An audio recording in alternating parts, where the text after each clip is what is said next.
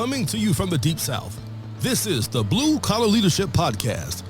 High-impact leadership is not reserved for leaders, and it has nothing to do with your position, title, or rank. However, it does have everything to do with your character. It's time to climb to the next level and beyond, personally and professionally. Now, let's start making it happen with your host, Max Story. Hello, and thanks for the opportunity to speak to you today. I got a special guest today here, Justin Poss, if I'm saying that right. And yes, sir. And want to thank everyone for tuning in to the Real People Getting Real Results and Real Results show. So that's why I got Justin on the show, man. So welcome to the show, Justin. Thank you, Mac. I'm looking forward to this. I appreciate you reaching out. This is definitely a big honor for me. Thanks for having me on. It's cool, man. You've been getting results, and I always ask folks who want to get started. You know, do you remember how you found out about me, or how we got connected, or where our relationship started? You know, it was the blue collar attachment to the leadership name that you have. I honestly was just going through looking for podcasts to kind of sharpen up on my leadership skills, and I just had a feeling to look up blue collar. I'm originally, I like to classify myself as blue collar. It's where I come from the front line, and I take a lot of pride in that. I just came across your podcast, and I've been listening to it ever since. So that's how I kind of got started with the Max Story. From there, I've picked up a few of your books and continued the journey. Yeah, that's pretty cool. I was looking before we got started. I don't know if you had been listening or reading my books before, but I looked in LinkedIn. You had reached out March 18th of 2022. You sent me a message saying I want to introduce myself. And you remember when you started listening or reading my content? Yeah, it was early 2018. Oh wow, way before 22. Yep. It was early. I don't know if it was early as 2018, but it was early. And I got to a point where, I continued to get opportunities to move up in the company that I was working for. And I really, it was eye-opening to me that the space that a blue collar leader could fill, and how important it is to the business. And I think when you get a blue collar a leader that can fit into a traditionally white collar role and perform and execute at those same expectations, I mean, that's you can't compare that to that type of leader. So I just continue to go down the path of sharpening my leadership skills. Your material was perfect. It made sense to me.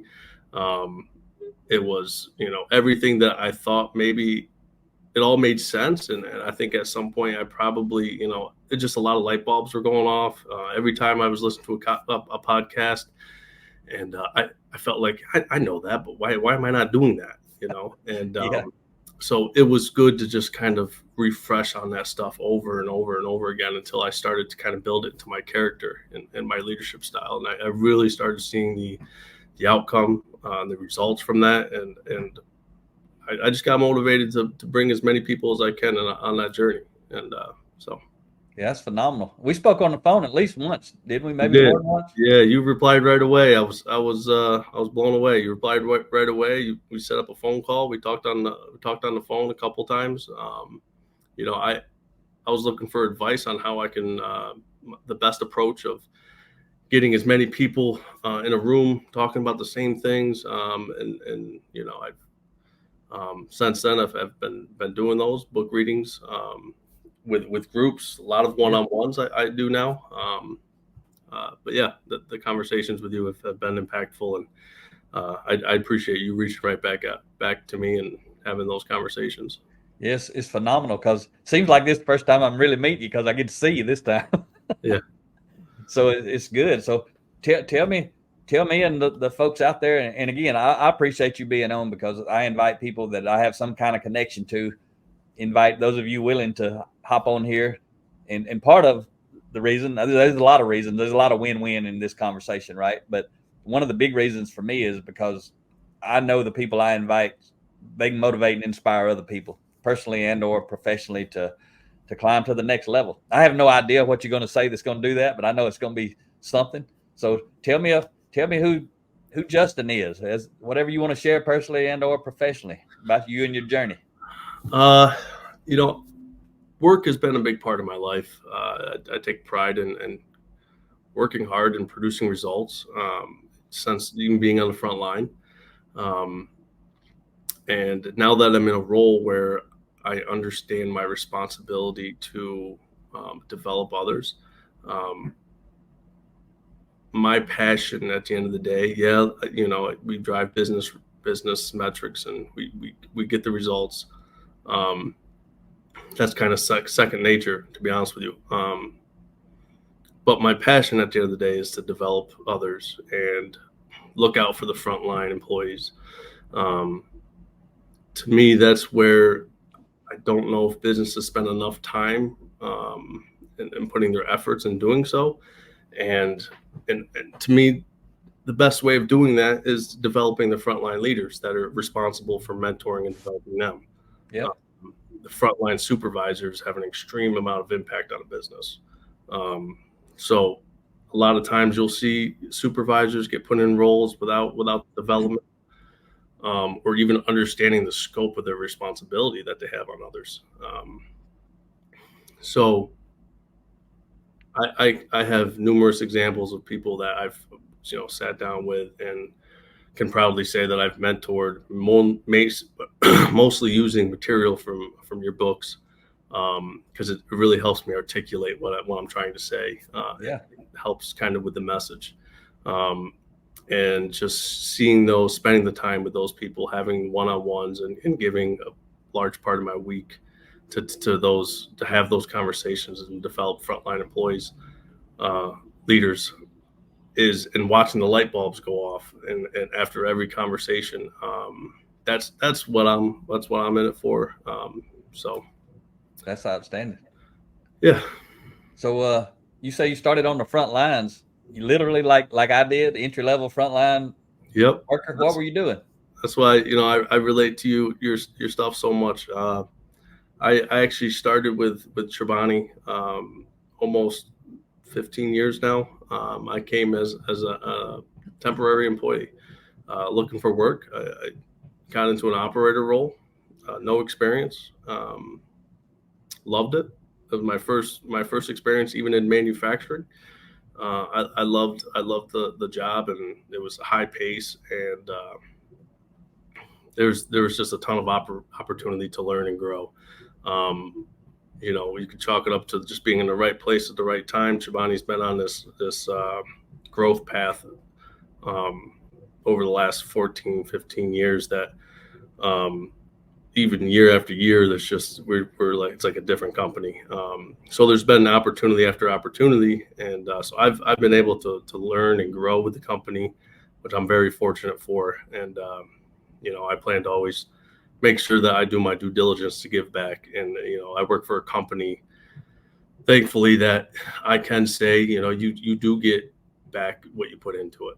That's been my experience, and getting that's why this stuff helps me put plans together for frontline supervisors, and I want to see the same for others, and that's where my passion is. So that's good stuff. And this place gives me the opportunity to do that. So I'm very thankful. And that's Chobani. And what is Chobani, and where are you guys located? We're in upstate New York. I work in the first facility in South Edmonston, New York. We have a sister plant in Twin Falls, Idaho. We have a plant in Australia. So we're on this growth path. It's kind of the only thing we know, which is a good feeling. But yeah, we're in central New York, so kind of in the middle of nowhere in this plant in upstate New York. But I've worked with people, the turnover isn't huge. We hire people in local communities. It's like a family here. We've all kind of grown and developed together. And that's the fun part. So yeah. And what do you guys produce? We make yogurt, Greek yogurt. How many people in your plant? We have 1,200 people in the New York plant that we lead. Wow. So that's how many people on your team? All those folks or some of those folks? Probably a good chunk. So I'm over part of the operations, some engineering, sanitation, dry warehouse materials, but mostly within the operation. So quite a few folks reporting up to me. That's pretty awesome, man. That's a lot of folks, and you come from the front line. Now you're leading a team, and like you said earlier, I place a high value. If a person's got a high character, anybody who's been on the front lines worked their way up and can lead at the level like you're at or above, or really in any entry level and above leadership position. If they work on the front lines, they have a high degree of character. They got an advantage over someone who hasn't done the work. Absolutely. And I've been fortunate enough to have mentors in every phase of working here. I've had mentors that were that showed me the way. So I mean, every week I'm learning, I'm developing, I'm getting better as a leader. So very thankful to work for a company that gives me the opportunity to continue to grow and work on myself. That's outstanding. So I want to ask you about some of your mentoring, but first I want to ask you, like, if you got some examples of some of the stuff you learned. It don't have to be from my book, but it seems like you really resonate a lot with my content. So that's outstanding too, if it does relate to my content. But what's some things that you learned, first of all, that you learned and realized, hey, I am doing this good. And maybe that helped you say, well, some of these other things Mac's talking about, I ain't thought about, but he said this and I agree with that. So maybe I need to give this a shot. Are there some specific principles that you can recall that you intentionally started trying to apply and got results that you can share anything, stories about or anything like that? Yeah. Over the years, I've really taken on a people first leadership strategy. I'm a firm believer that, you take care of the people will take care of the business. And we have to be structured. We have to establish the metrics and the goals, and we have to, we need that alignment. But if it's proven time and time again that if you take care of the people that are responsible for doing that, you're going to get the return. Yep. So, and that was a big thing. I've started reading the 5 components for building high performance teams. Okay. That was a good book. I've recently kind of stuck to leading from the front lines that you've written. That's has a lot of material that I think our frontline and supervisors, and not just supervisors, leads and operators, I go over this material with also, especially the ones that are hungry and want more. I think this is this great material to go over with them and kind of feed that hunger. And this is stuff I wish somebody would sat down with me when I was a frontline employee, and I didn't have to learn this stuff the hard way. So, one of the concepts that from Mac's storybook is chapter 11 in Leading from the Front Lines is the pause button. And just how, and I guess it's like one of those things where I guess it's obvious, right? Probably to most people, but after reading that chapter, it changed my life. And it's, the difference between arrogance and humility, and difference between moral authority and formal authority. And then really just once you start understanding these principles, you start to realize the type of, you want to define the type of leader you want to be, and you take these principles and you act on them. And sure, you read a book, and I've read the book with some people, and they this is very obvious. But the hard part, I'll have one-on-one sessions with people. We'll read maybe 5 chapters, and the homework is to go put this stuff in practice. And when we meet again, we'll go over, and I want to hear examples of, their experience of trying to put this stuff into practice. Putting it into practice is the hard part. So you can know it all you want, but if you're not taking the time and building it into your character and your everyday leadership style, I mean, it's not going to pay dividends. So, yeah. And, I guess I can go on and on about some of the things that I love from the material. focus less on being successful, more on being valuable. I think that's something when I touch on that subject, it's like a first time people hear it. It was really the first time I understood the importance of that when I read it in your book. Yeah. And it's just changing the mindset, right? We all want to be successful, but focus on being more valuable. Focus, don't go asking for your raise, ask for more responsibilities, right? Success is going to follow, right? That's how you be successful. If you're focusing on being successful and not being valuable, you're going to be dead in the water. So, and then, looking out the window, not looking in the mirror. There's many times where, and even myself, where I didn't get the job opportunity that I thought I deserved. But the right thing to do is to congratulate the person who did, make sure that they feel supported, and don't spend a single second wondering why this person got the job over me, or if there was any favoritism or whatever nonsense. Spend that time focusing on what can I do to be better, and how can I be the obvious choice moving forward. And that's where the time needs to spend. People need to take ownership and accountability for themselves. Yeah. When I hear people sit around and they're waiting for the company, or they're waiting for whatever, workforce to develop them, or they're waiting for a certain class to come by so they can, I could tell you right now, I'm not going to sit around and wait for the company to develop me. I'm going to go get it. There's plenty of resources. I'm going to take ownership, and a lot of your material is basically telling you to go get it. I mean, don't sit around and wait for it.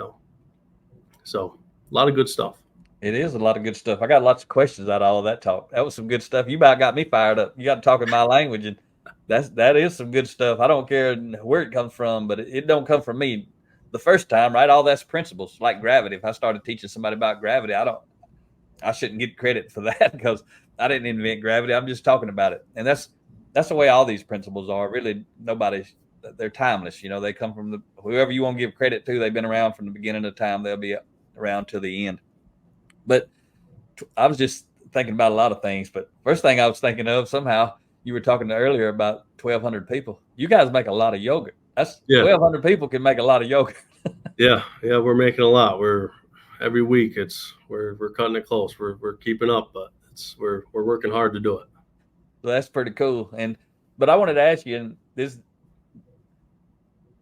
just when you were talking about, I want you to help me as a leader to help people who want to come up, right? People who are on the front lines who want to come up, and just think about, just in general, or it could be specific about your company though. When you said, you like to feed the hungry, that's what I like to do, feed the hungry. That's why when you called me and said, hey man, I want to talk to you, I'm ready to feed the hungry, man. When you want to get on the call, right? Because I want to help you. So describe as a leader, what best you can in your way, your language, your environment, whatever you want to wrap it in. What do you see from a frontline person that makes you say that person's hungry versus one who's not hungry? What kind of behaviors? What's compare and contrast that for the young folks, or either they may be old folks still on the front lines because they can't get over themselves yet, right? Give some pointers on what do you see as a leader that separates those two types of people. So when someone takes the initiative to make something better, or they're questioning something, I mean, it sticks out like a sore thumb. Just the way they carry themselves, you could see, if they're just going to go every day in and out doing the same thing, and some people are happy with that, and that's okay. But if people are not happy with that, that's how you have turnover, because it's important for frontline supervisors to identify those people, and how you discover that is really having genuine one-on-one conversations, getting to know the person and understanding what they want. The more you do that, the longer the list you'll start to have of people that have the potential, want to do more, right? They got to want to do more. And if they do, they make it pretty clear. It's not hard to identify an individual that is exceeding expectations. I mean, if frontline supervisors are doing their due diligence and having those one-on-one conversations, it's, that's how you identify it. And, Okay. I always look for feedback from frontline supervisors and managers. And I always want to know who are the ones that want more, and how are we developing them? We got to put plans in place. We got to, if they want more and they have the potential, let's figure out how we make it happen. But it also takes a lot of that employee owning it and driving it themselves. And that's got to be a big part of the journey. And yeah, and sometimes we don't know how to tell people that. So that's like your material. That's why I love your books and love your material, because it really helps me articulate what needs to be said. And I got to tell you, man, I love bringing it. Like I'm doing one-on-one sessions with book readings with operators. And they're dialed in. They're dialed in on these conversations. It's the first time they're hearing any of this stuff. And it's impactful, and it's, but I always make an emphasis, like, I don't have a job opening or a succession path for you necessarily that I can paint on a wall and with timelines. Like, the opportunities come when you least expect it, and you just have to take ownership of being ready for when that time comes. Yeah, you got to be prepared, right? Prepare for the opportunity before it comes. So when it does come, you're ready for it, because whoever's ready for it's going to be the one that gets the opportunity, right? Right. Yeah, that's good stuff. And hearing you share, like when you're doing those one-on-ones and you're introducing these principles and this content, that's just fun stuff. When you see somebody who had never heard this stuff, and there's millions of people out there. That's why we all got to do this stuff. That's why we're doing this channel. That's why I appreciate you being on, because everybody on here is unique. Go ahead. You got something to say right there. No, I think it's life-changing, and like, I think about the time when you were on the front line in the book, and I read where engineer came down and worked on your line, and kind of asked you what your plan was. Like, you see something in you, and it was like a light bulb, and so that's where it starts. And I think getting people to see that they have potential is an easy thing to do. The conversations just have to take place, Yeah. And that's one of the great things about leadership that most leaders are not doing, because they're not really leaders, they're managers. And I mean, this is going to blow you and any of my audience away when I tell you this, but I just had a call with a young guy, 22 years old. I ain't going to get in details of who he is, where he's from.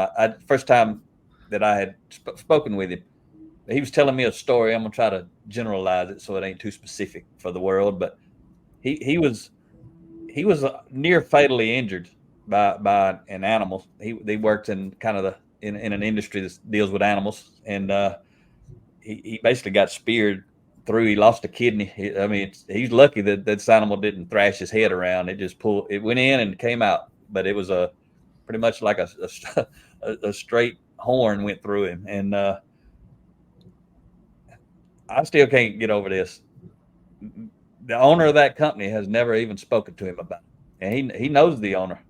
Wow. And this young guy, he says he works a lot of 18, 20-hour days on a flat salary, and he's been doing it for about 10 months. And it's just unbelievable how some people are treated. And he was talking to me about why that kind of boss, because he wants to help that owner get better. Mm-hmm.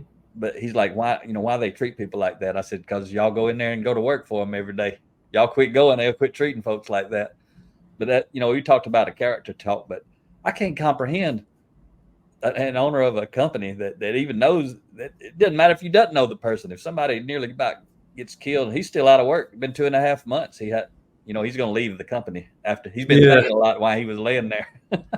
It's probably, a lot of places look at individuals as individuals and numbers, and they're all people, and they live in our community, and they're coming. A lot of them come here to do the best they can, and a little recognition and conversation and getting to know people goes a long way. Yeah. You gotta be caring, and you gotta be empathetic, and it's part of being a leader. Yeah. So I'm trying to think all these questions I had from the things you've been saying, and one of you were talking about the pause button. I mean, that's huge for me, right? That's anybody knows me, that's the most important principle I ever learned in my life. And it sounds so simple now, but I still tell it all the time because I know there's people who ain't never heard it or thought about it. But that one always, when people talk about that one, I always like to ask, and you don't have to share anything personal if you don't want to, but has that or any of the other ones helped you in your personal life outside of work? The pause button usually helps at home a lot. Yeah, no, everything I've, this is a journey that I took on to be a better leader. But all of this transfers into my personal life. I'm a better father, better husband, better friend because of it. Because you're not just, this is genuine stuff, right? You're building it into your character and your personality. Like the pause button, I don't need to respond every time I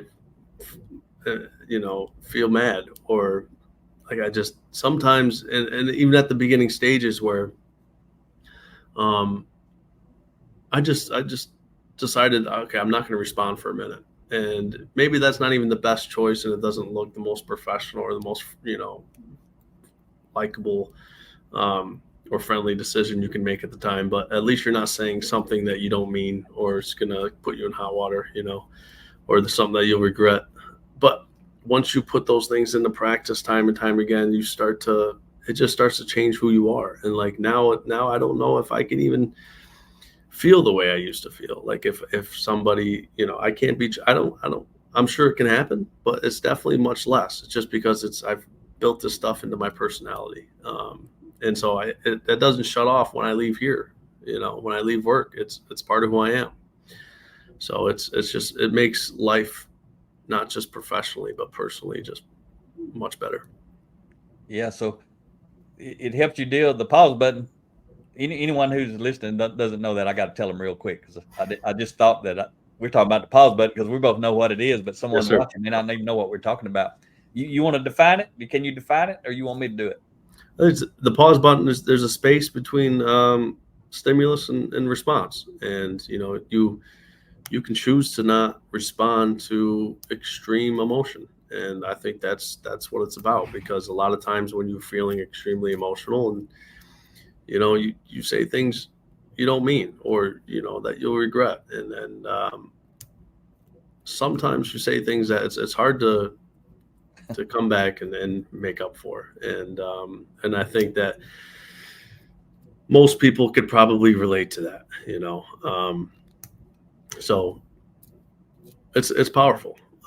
It sounds simple. It sounds super simple, but and when you start to put it in practice, it's so rewarding, and it's, I don't know if I would have ever gotten better in that category without reading that chapter. It was like that was another light bulb for me. I was like, of course, like this is no brainer, but and then I go put it in practice, and I wasn't great at it at first, but I just kept doing it, and that's how you get better. So yeah, you deal with the current problem much better, but then, like you said, it proactively, as you get make it a habit, then you prevent a lot of problems, right? That's the saying the wrong things, or all kind of things. I mean, there's people who didn't hit their pause button and lose their life, because if they'd have got on their pause button, they wouldn't have lost their life. I mean, it can really be that extreme, and a lot of people have never thought about that. But that one right there that was a big one for me. I mean, yeah. And we're all different. We all have different personalities. I mean, even on the front line, like a junior supervisor, and confrontation is going to happen. But the sooner that these leaders learn about things like the pause button, and how to respond during those times to kind of prevent those confrontations from happening, it definitely relates to the professional work environment. We all have a special skill set to bring to the table, and we got to be collaborative, and we got to, one of the good things that I've taken from this your material also is to seek to understand before responding. Before I read your books, I was terrible at that. I was all about giving my opinion, and less concerned about what the other person was disagreeing with me about. But now I've put in practice of keeping my mouth shut and listening, and try to truly, genuinely understand what the other person's saying. Yeah. And then once and a lot of times my response often changes because I got to give people the time to give their point of view. And that's another thing that's been extremely impactful. I try to press upon up and coming leaders. Good stuff. Good stuff. And that's more 7 habit principles there that I learned from Covey. And I share his principles, I give him credit, and then I tell my story about how I applied it or learned it. So talk to me a little bit. Early on, you talked about mentoring some of the formal authority leaders that report to you. Not only you got a lot of frontline folks who are ultimately in your chain of command, for lack of a better word. I like to use that one, but that just means everybody in the org chart. But you got a lot of leaders who report to you as well, and you've been mentoring them. You've been touching on that. So how have you seen the ones who, what I say is hungry? You use my words the same way, right? The hungry leaders, the ones who latch on and buy in when you started sharing this stuff with them. If you can share generically kind of how they started growing and developing as a leader, how it caused you less frustration because they got better. Because there's some leaders out there that could be developing their people and should be developing their people, but they're not developing their people. And I always tell them, if you'll go develop your people, you're going to have less stress and you're going to have less frustration. Can you validate that? So it ain't Mac Story just saying it in a book. Can you validate? No, it's 100% true. Once you get frontline leaders to understand their responsibility of constantly developing people, it's a lot less fires that you have to put out. I'm not a big fan of micromanaging. I don't want to be involved in every little thing. I need to trust frontline leaders to handle situations. The more people that we are developing and focusing on growing either personally and professionally, the easier all our lives get. And it doesn't stop. Once people start to, it's like once people catch on to it, if they can affect 2-3 people, and then they affect 2-3 people, and it's a beautiful thing. So it's real, and I think that I have seen the results for sure of just focusing on teaching some of this material to managers, supervisors, because I know that they're turning around doing the same for their folks. So that's outstanding. What about people who are resistant? How do you deal with that? What have you seen at any level? Yeah, I think you got to be patient. I certainly don't give up on them. I'm pretty persistent. And I look for every little opportunity I can to have these conversations with them. But I've yet to have a leader, and I've had leaders that, say they have a long tenure and they this is the way they do things. And, sitting down and reading a book with me, they kind of mocked and, didn't take it too serious. But, out of respect for me, I asked them if they would just do it. And I've at the end of the readings, they've all, they kind of changed their tune. I have yet to find somebody that maybe it's harder to get through to them, but once they hear a little bit here and hear a little bit there, I mean, it's impacting everybody. I've yet to have a leader to be resistant and remain resistant to this material. That's good. That says a lot about your leadership, because a lot of leaders have a lot of resistant folks on their team. So it says a lot about your leadership and your team, and whoever hired those people. Could have been you, could have been somebody before you, I guess. It depends, but yeah. So, good mix. There's a good tenure here. Like I've been here almost 15 years. There's a handful that have done the same. A lot of the supervisors that are report up to me. We've gone through a lot, and I think that helps. At the end of the day, the trust is there, and I think that helps. That's the biggest thing, is building trust with these people. And when you ask them for a small favor to, hey, let's sit with me for 10 minutes. I want to go over something. They might be resistant, but they still do it, and I still see the light bulbs going off, and it's good. That's probably the most rewarding out of it all. So yeah, have what was I going to ask you?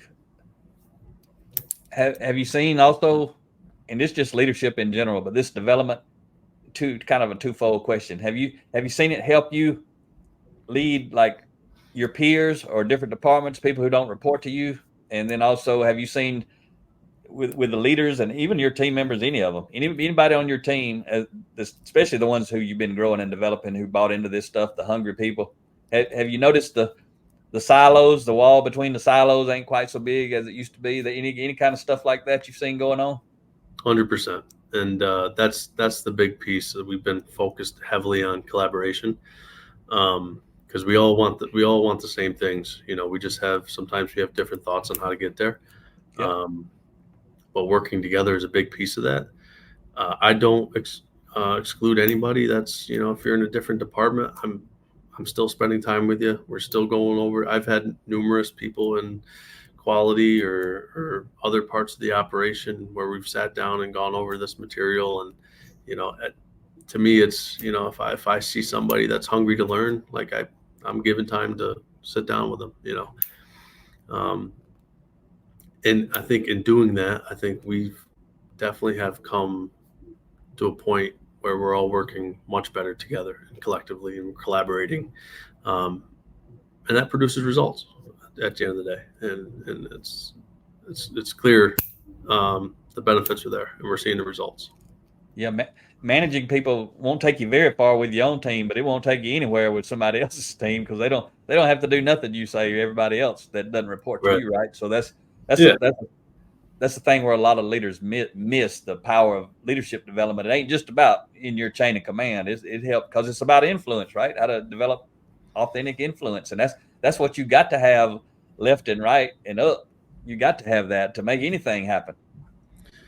Yeah, influence is leadership, right? Leadership is influence. That's something I say very often now, and it's important to have influence across the board, like you were saying, right, left, up, down. You got to be able to identify where those gaps are and start building influence in every direction. If you're going to be, if you're going to be successful, you gotta have the influence and buy-in from just multiple angles. So, I mean, that's something that I'm constantly preaching.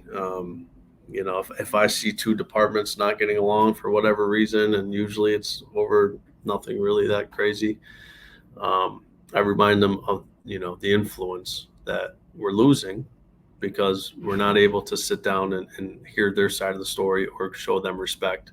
Yeah. So just know that when you have those confrontations, you're losing influence, and that's something at one point, if you're going to be successful, you're going to have to gain back, and it's harder to gain influence than it is to lose influence. Yeah, you talked about the person that I think you're talking just in general, but somebody misses an opportunity to get promoted. The best thing to do is support the person who did and keep climbing, keep growing, doing all that kind of stuff. But a lot of people will go and a lot of times they try to derail that person. So It's crazy when you start really slow down and think about it. You're like, okay, I didn't get the job this time. So the way I'm going to try to make sure I get the job next time is I'm going to try to derail the person who did get the job. How in the world would that ever build trust or influence with the decision makers up above? It wouldn't, right? But a lot of people, they don't think about their behavior relative to their influence. They just respond based on their emotions. Yeah, I can tell you firsthand that it's something that we look for. How they respond to not getting the job is critical, and if they don't respond in a way that's positive, I mean, it's hard to shake that, and it's very hurtful for that individual. So, I make it a point to have follow-up conversations with anyone that doesn't get the job, and I want to make sure I highlight that, because I've seen it time and time again, and it does them no good. And next time the opportunity comes around, honestly, it's hard to shake that. People are thinking about it, so it just kind of highlights your character. Exactly. And if you see the opposite happen, if you make a decision to promote someone and it's someone else going to be disappointed that didn't get it, maybe 2 or 3 people, right? Let's say there's 3 people who didn't get the promotion that you gave to somebody else. And and you go have that same conversation with those three people, one-on-one, to talk to them like you just described. One of them supports the person that you just got promoted. The other two, or one of them supports that person. One's kind of just neutral. One kind of derails the person and gets angry and shows their bad character out amongst the crowd. Anybody listening to this right now, if I ask you, that's all you know about those three people that applied for the job and didn't get it. One of them supported the leader that did get it. One was neutral. One was negative. In the future, you got to promote one of those three. Which one's it going to be? Everybody would pick the same person, right? Yep. The one that was most positive. Because that's, at the end of the day, we're on the same team, and we're gonna have missed opportunities, and it's we have to trust that the business moves in a certain direction, and we have to take accountability for ourselves. And it's just, you can't hide that. You can't hide if you act a certain way after you don't get the opportunity. That's a character trait that you can't hide. So it's super impactful. That's why I always make sure I follow up with anybody who doesn't get the opportunity. Say, hey, if you really want to showcase some integrity and highlight your character, you go congratulate that person and tell them how much you're going to support them if they need anything, you're around. I mean, that goes a long way. So it's yeah. You mentioned one example about some people don't like to read. Some people don't like to read. They rather listen to audio or watch videos. I just want to ask real quick, and I probably shared it with you, but I may not have. I don't even know. But I'm trying to ask people in case they don't know. Do you know about our Blue Collar Leadership Academy that we have now? You sent me a note on that. Okay. I read a little bit into it. So that's something that you guys might be interested in, especially if you got 1,200 people there just for you in the audience that's listening. Just as an example, we got seven courses now available on all 5 of the Blue Collar Leadership books, and then also the Ladder of Influence and Change Happens. So seven of those books are 7.5 hours each course. And so for a company like yours, it's like $2,000 a month. You can do 1 month, you can do multiple months, and all the employees can be enrolled for that one flat rate. So for less than $2 per person for a month, they could have access to 7.5 hour courses. That thing is, it's just us trying to live from a place of abundance. But anyway, you know about it, but I was mainly sharing that a little bit for people who might be watching to understand how it works. Some people have thought that it was $2,000 per person, but it ain't. It's for, up to 2,000 people can enroll in that. But that may be something you guys might want to think about down the road, because it's just a super low cost initiative, really. Yeah. I'll definitely look into it. So, anything that I hadn't asked you, or anything you was hoping I'd ask you want to talk about?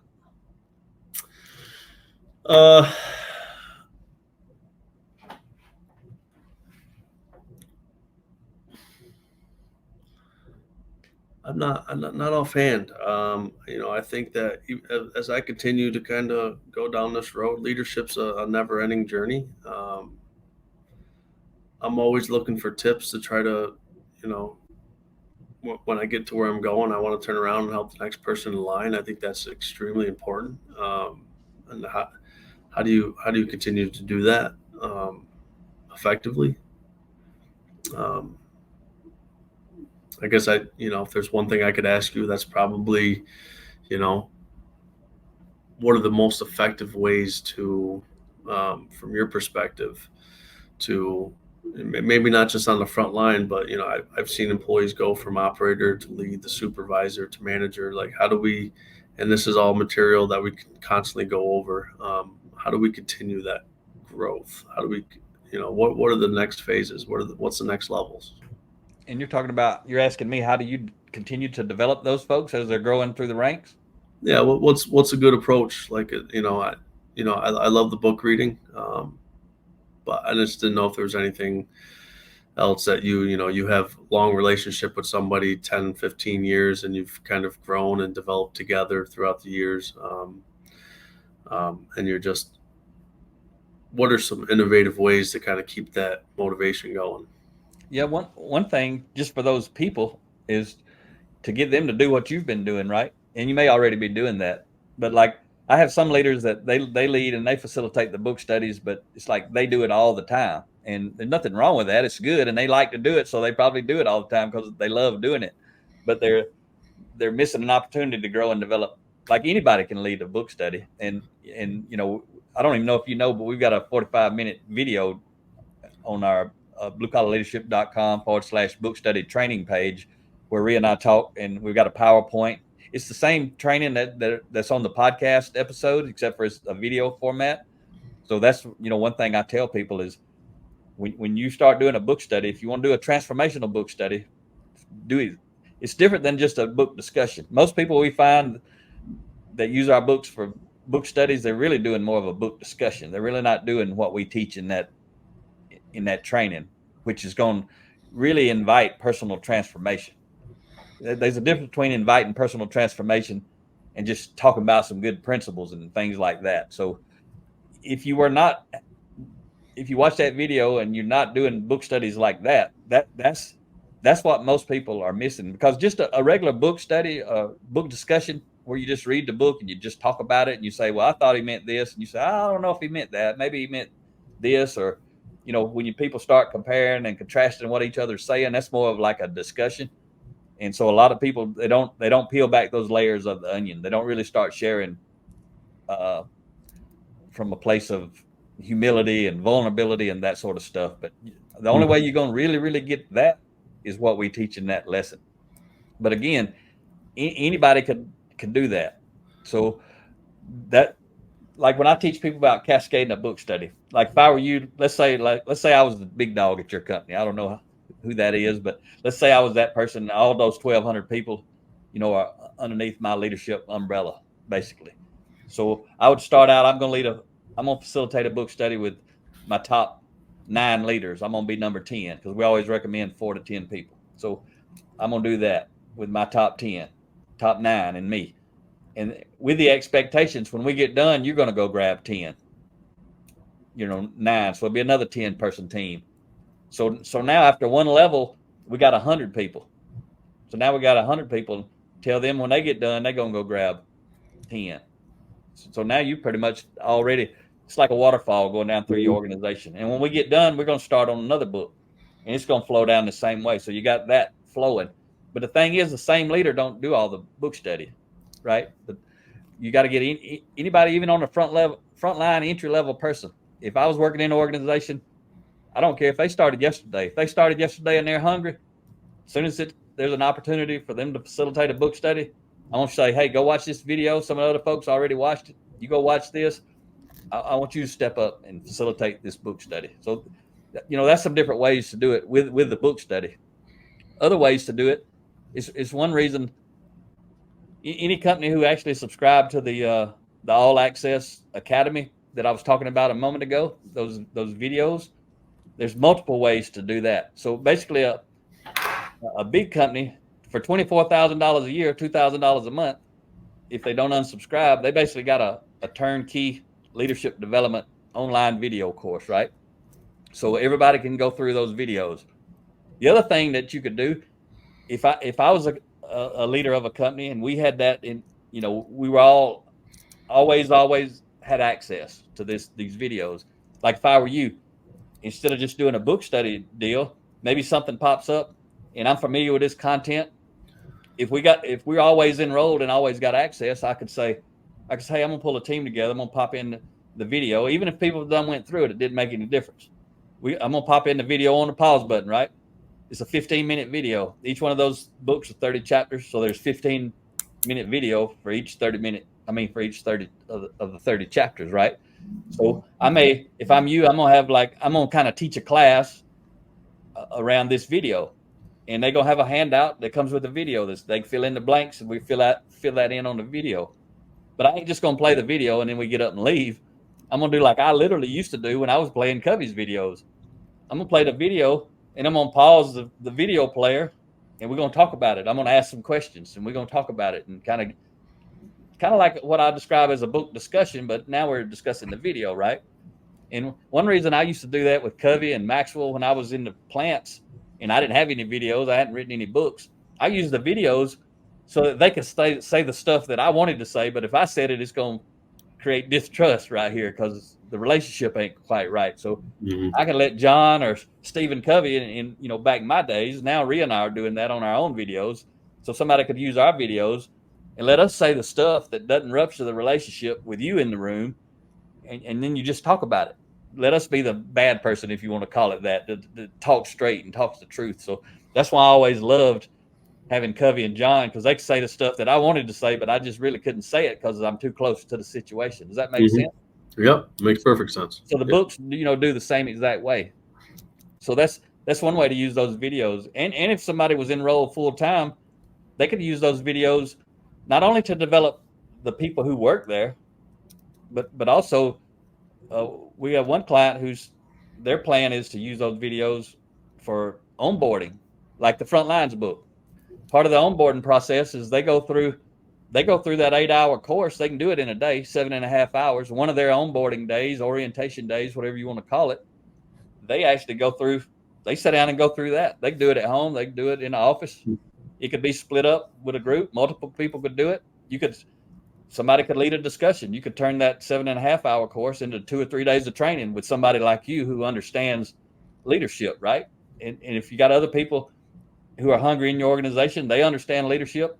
It's a way to build a relationship. Start talking to these people, walking them through there. Let us say this stuff, and then y'all pause it and talk about it. There's all kind of ways, and then so that exact thing I just said with the video, you got to be enrolled, to be able to really do that. But you could do that with a podcast, right? You listen to a lot of my podcast episodes, so you could come in. The podcasts are free. You could pick out a podcast, play it, pause it, talk about it, play it, pause it, talk about it. So I don't know if that's what you were asking me, but that sounded like what my answer would be to what you were asking me. If that's not like what you were talking about, could you ask it a different way? That's good. That's because I go over, I like book readings. I like going over, let's read chapters 1 through 5. Let's talk about it. But then, I guess incorporating next phase. I like the video idea. I like, I just kind of looking for ways to kind of change it up. I don't think you can't hear this messages enough. I think we got to keep revisiting and reviewing and talking about it. Because I get to read the book with, employee after employee. I've read this book hundreds of times. That's awesome. Yeah, but and then it's always look forward to it, and it's always a nice refresher. I like the videos. I think some people, you're right. I've had some people that aren't big on reading, and I think that's with the group reading, some people don't feel comfortable reading, and they don't feel comfortable even being somebody in the room that chooses to skip on reading. Like so I think that was good. I think using the videos probably could help me build a bigger audience for sure. And something I'll think about. So, and what else you could do besides, you could use them. Like if I was leading, that's literally what I did. I just didn't have those videos, but those videos, there's 7 courses. I didn't have that. I had one 1-hour highlight of the 7 habits. I get the company to buy that. They bought them books and they bought audios. They bought all the 7 habit stuff because I didn't have any books, right? So I got them to buy all the stuff, and then I would play the video. And then basically what I was doing was interpreting. What are they saying? What does that mean to us, right? Mm-hmm. And that's where the discussion comes in. That's why a lot of people who do book studies are not really doing a book study. They're doing a book discussion, because when you do the discussion, I want to help you interpret what that means to us. But for a transformational book study, like we teach in that 45-minute video, you ain't trying to do all that. It's a whole different purpose behind it. You're trying to get people to share their story from a place. It ain't about you. It ain't about the company. It ain't about they. It ain't about them. If I open my mouth, it's about me. That's the way the high impact book study that we teach, that video. It's a completely in Justin, if you hadn't been doing this is something big that you still can do with a book study. If you haven't done them like we teach, and go watch that. It's book study, bluecollarleadership.com/book study training. It's a good video. And I would always recommend if you plan to do that with somebody exactly like that, the first either 1 or 2 meetings, everybody who's going to participate should have to watch that video so that they know why you're facilitating it the way that you are, because it's beginning with the end in mind, right? If they know what this is really about and why it's this way, if everybody has had the facilitator training, everybody can help it go right much easier than wondering why does Justin say thank you no matter what anybody says. If somebody says the most mind-blowing thing, they just had the light bulb go off, and you reach over and give them a high five, you won't do that if you're doing it the way we teach. You're going to say thank you, and you're going to go to the next person. Because if you say something amazing and I reach over and give you a high five because it was amazing, everybody knew it, with that other person who ain't got nothing, they think what I got to share ain't nothing cool like that, so I'm just going to pass. Because it's easier for me to pass than for me to say something that ain't cool like that, and then I just get, thank you, or nothing happens. Because as soon as the facilitator starts placing judgment on what everybody's saying, it changes what everybody's saying. Yeah, that makes sense. So that's why it's that method we teach highly, highly transformational. And the other thing I was going to say, though, about the videos, I would want them so I could have the discussions around them. That's why I'd want access to those videos. But I'd also, I'd communicate it out to everybody in my company. Hey, we got access to this, even if it's only for a month. Big companies, they could do it easily for a year and just have it available to everybody. It's like the cost is really nothing, especially in a big company. And but like if I were you, literally, and I had my team and I've enrolled in this course, I'm going to require everybody's got to go through whichever book I want them to, maybe all of them, but definitely like Blue Collar Leadership and Supervision. Even if they've been through a book study, you got to go through this, and you can do it on your own time. You can do it here in the company, or you can do it, at home. Doesn't matter where you do it. If you do it at home, somebody in your home can watch. We don't care. Mac and Maria don't care if you do it at home and let everybody watch. We don't care, because we want to help, people. But the person who actually goes through it, who's signed in with their email, when they get done, they're going to get a certificate of completion. So they can put that in their, their file at work. They can put it on their resume. They can do all that kind of stuff. So if I didn't know how long I was going to go be enrolled, I would say, hey, we enrolling this thing for a month. Give it a try. The hungry people, they're going to go through all 7 of them in a month. I guarantee you, because it's only 7 days of time. If you want to, 7, 8 hour days, if you offered that to me and I was in your company, I'm about to go do it. So you could even use it, even if you were not going to enroll in it long term, you could just do it one time and tell everybody, hey, we're getting ready to turn this thing on. And you'd find out you say, hey, it's a way to self-identify. If you're hungry, you go dive into as many of these courses as you want. And if you saw 3 people on your team went through 7 courses, somebody else went through 1, 2 or 3 people went through none, that would help you identify, who your leaders are. Plus they're getting a lot of learning. So there's lots and lots of ways to use that course. And we tried to create it from a place of abundance. Most people who do those courses, each person's got to pay a certain amount to go through there. Like those courses probably would be $100 to $200 per person per course for most things like that. And we're doing it for $2,000. Up to 2,000 people can go through it for a month. It's crazy. Abundance mindset we tried to have. So that's some of the ways. But getting anybody could also facilitate those discussions. Your leaders, it's another way. You could sit in the back of the room. You don't have to be the only one to facilitate a discussion around a video or podcast or the book. But what the videos do is it connects them with us. And then if they do have the book, they're more likely to be engaged with the book. We're going to start next year, our special offer. This year is the last year we're doing, you get 300 books and up to 2 hours of us speaking on site, $5,400. Next year we're going to adjust that up. Our special offer is going to be $7,400. You get 300 books and you get a 1 month subscription to the all access, because we want people, if they want us to come speak. A lot of people don't want books, they don't want videos, they just want us to come speak. And we're trying to do more than they understand they need to do. We're trying to give them resources so that they can go out and be successful. When we leave, now you got books. Go do book studies, or at least at a minimum, hand out the book so the hungry people can get a full dose of this content. And then also in the future, we'll have that, an access to the academy, which somebody it's going to be the same cost. But the point is, with that special offer, nobody's ever paying for us to come speak. We're come speaking because you want to invest in the people. We tell you, if you'll invest in them, we'll invest in them. What you got to do is make it happen. What we're going to do is spend our money to come talk. So that's why we always try to keep that special offer where you actually getting the value of something that we sell anyway.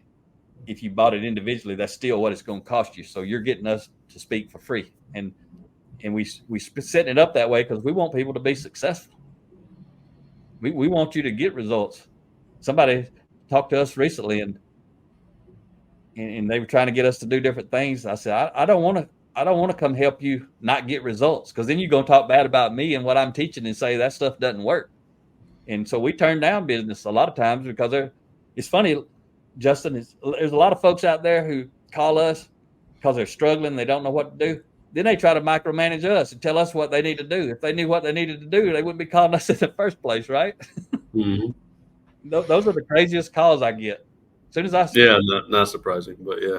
I mean, they want to tell us what to talk about, how to talk about it, when to talk about it, what to say, what not to say. I'm like, I ain't interested. That's why you got all those problems. I won't say it like that, but I do say at some point, we're probably not the right fit is a better way to say it. And because I ain't the kind of person to go up underneath a micromanager and let them help me help them fail. That ain't our goal. We're not trying to make a lot of money. We're trying to make a lot of difference.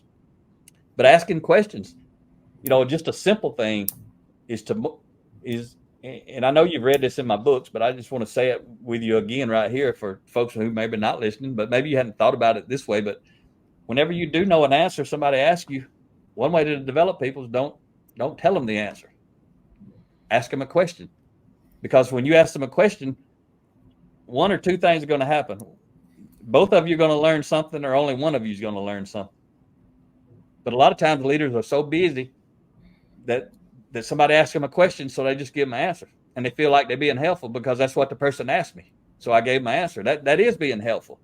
But as a high impact leader, my job ain't just to give them answers. My job is to grow and develop them.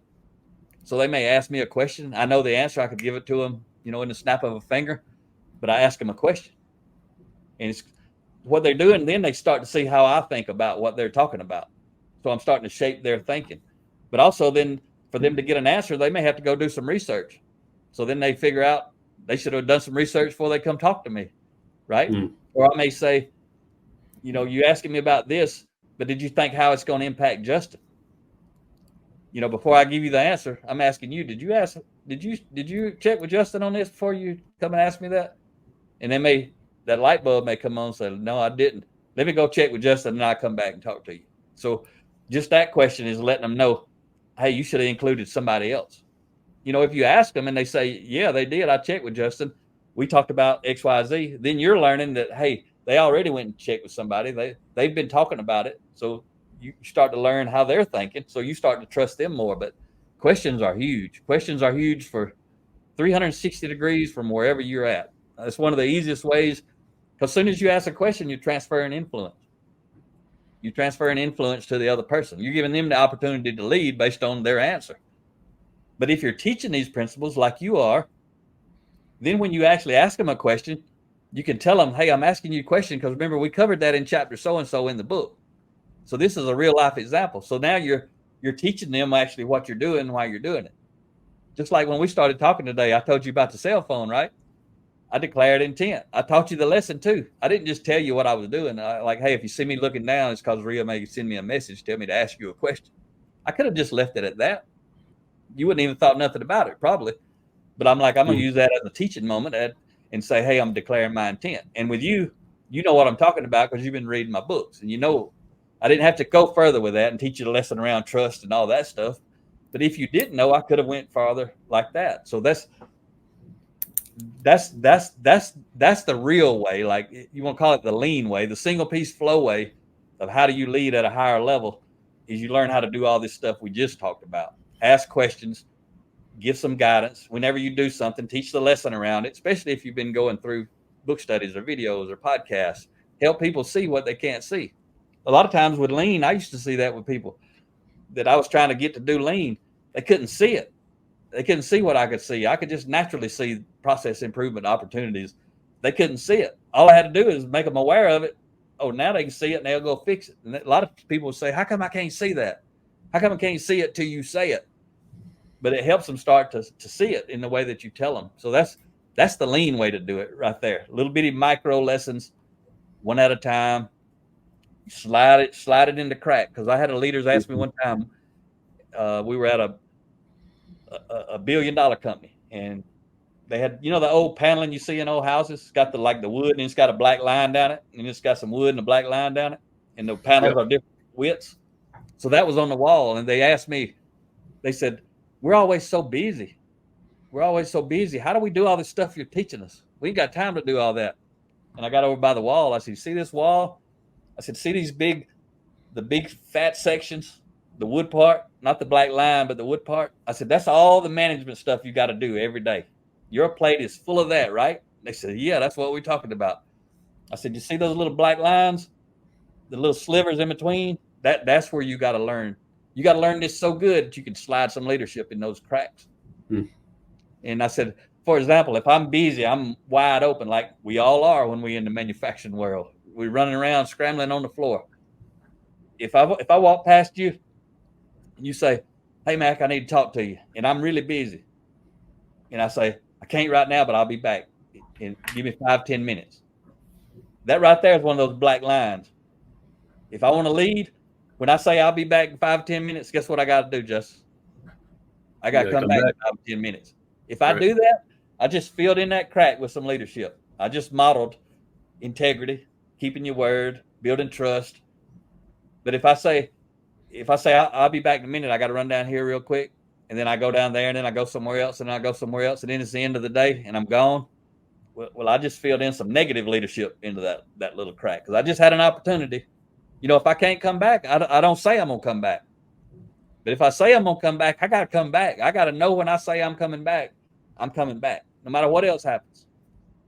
So that's this last 5 or 10 minutes, however long it's been, that's when we really, really doing what you want to be doing ultimately is we got to be very intentional, filling in these little cracks in between all this stuff. But every time you interact with somebody, that's one of those cracks. When you're having a personal interaction, that's your opportunity to either give them an answer and don't use that crack, right? Or ask them a question. It's going to take a little longer, but eventually it takes less time, right? So it's going slow to go fast by asking a question instead of giving an answer. Was any of that helpful? Going slow to go fast. I mean, that's something that's another thing I say all the time. You got to slow down. And that was very helpful. I think from my perspective is, slowing down and giving people time to even just have conversations. We're in a very high paced work environment. You got to create those times to create those opportunities so you can fill in those cracks. You got to be intentional about it. So, one more thing I'm gonna tell you, and I'll let you go. I gave you a big full dose because you seem like you want me to talk a little. Most of the time I don't talk too much on these things, but you asked me a question, so I was like, I'm gonna unload the truck on him right here. See if I can give you some value.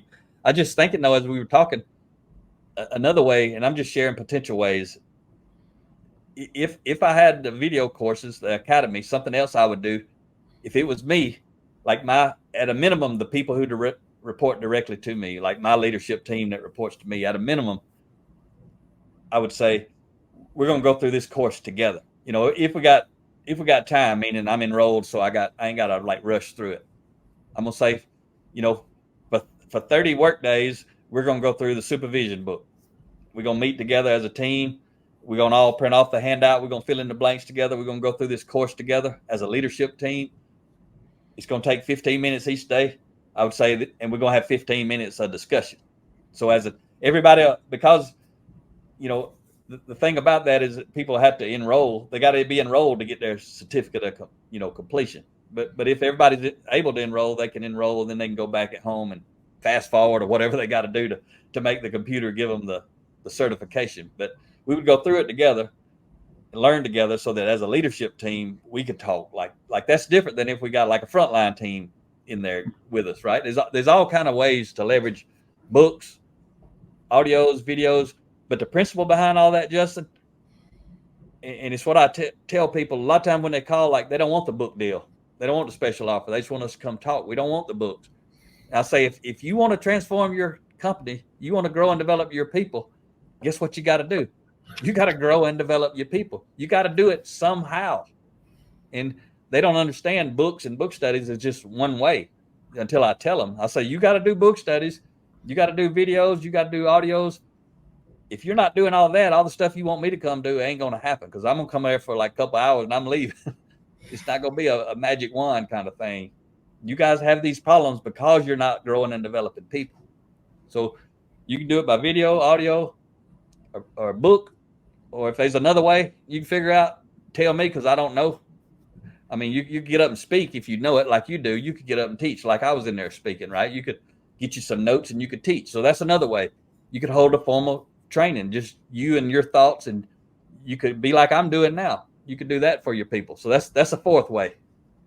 To be so good, you can just speak and teach and train yourself. Anything else before we go? That's it.